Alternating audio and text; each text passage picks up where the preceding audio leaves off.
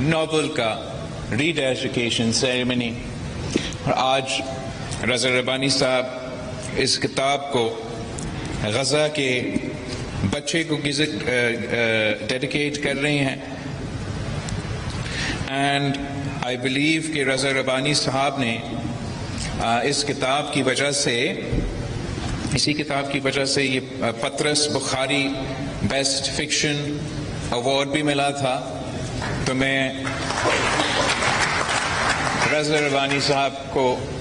مبارکباد بھی دینا چاہوں گا، اور اس سوچ کا کہ اس وقت اور ان دنوں میں اس کتاب کو غزہ کے بچوں کو ڈیڈیکیٹ کرنا کے بارے میں بھی میں رضا ربانی صاحب کو شکریہ ادا بھی کرنا چاہوں گا. ویسے تو دنیا کی اکثریت کی طرح ہر پاکستانی غزہ اور فلسطین کے مسلمانوں کے ساتھ شانہ بشانہ کھڑے ہیں، اور ایک بھرپور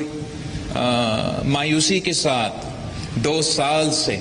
ہم اپنے آنکھوں کے سامنے تاریخ کا سب سے پہلا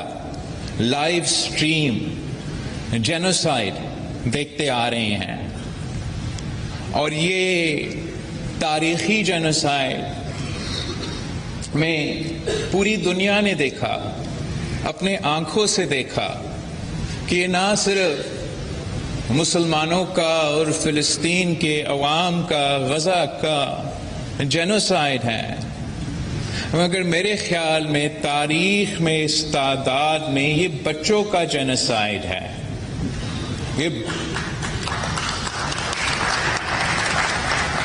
اور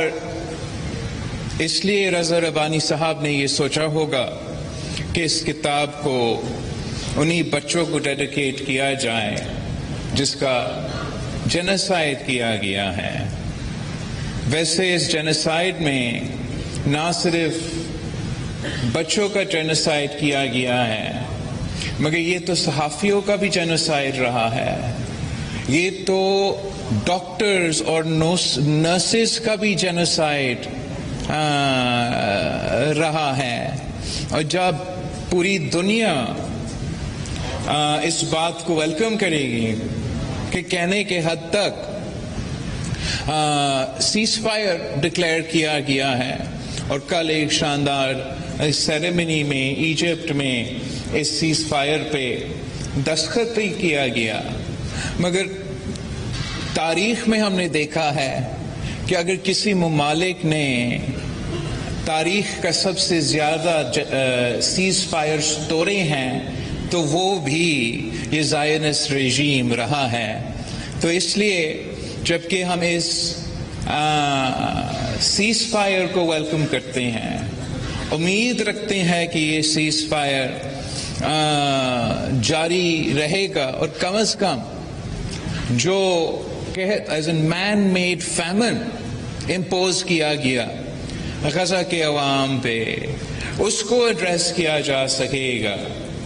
لیکن پوری مسلم امہ بھی اس کو غور سے دیکھ رہے ہوں گے کہ ایسے تو نہیں ہوگا کہ یہ سیز فائر بھی توڑا جائے. میں حکومت وقت کا خارجہ پالیسی کو خاص طور پہ جہاں تک یہ فلسطین کے معاملے کا تھا، اور کل آپ نے دیکھا ہوگا کہ وزیر اعظم صاحب بھی وہاں موجود تھا، اور خاص طور پہ ڈونلڈ ٹرمپ صاحب نے، صدر ٹرمپ نے ہمارا وزیر اعظم صاحب کو دعوت دی کہ وہ خطاب کرے، اور میرا خیال میں پورا ملک نے اس تقریر کو سنا ہوگا اور پسند بھی آیا ہوگا. تو اس کے بارے میں نے ضرور ذکر بھی کرنا چاہا. لیکن یہ بات ریٹریٹ کرنا چاہوں گا کہ ایک بے چینی ہے، ایک شک ہے، ایک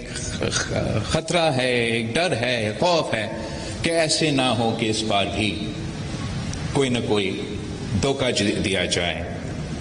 رضا ربانی صاحب کے جو کنٹریبیوشنز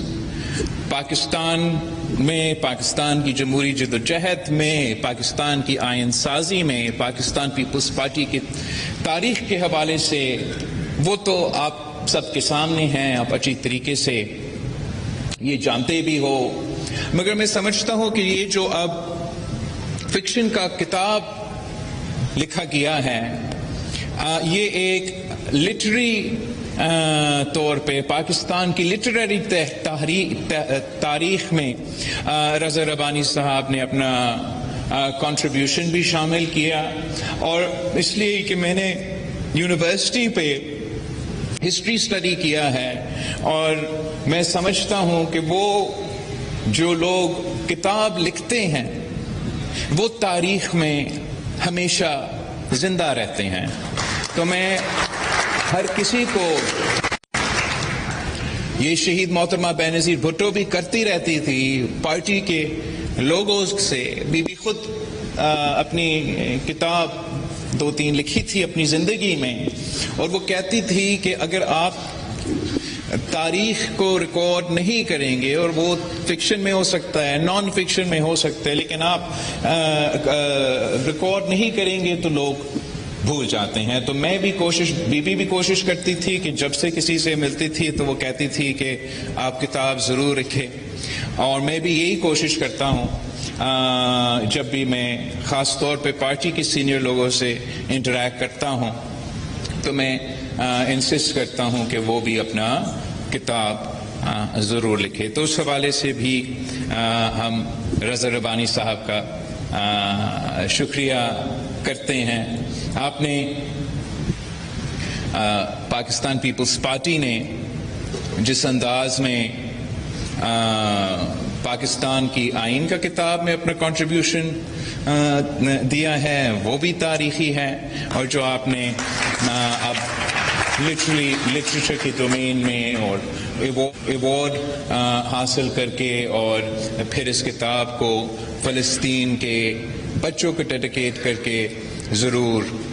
تاریخ رقم کیا ہوگا. اب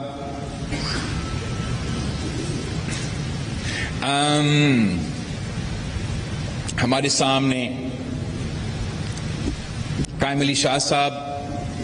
بھی موجود ہیں، اور میں خاص طور پہ بہت خوش ہوا آج قائم علی شاہ صاحب کو دیکھ کے. آپ کو معلوم ہے شاہ صاحب ہمارا پارٹی کا سینئر ترین سیاستدان بھی ہے، سابق وزیر اعلیٰ ہے، اور خیرپور سے تعلق رکھتا ہے،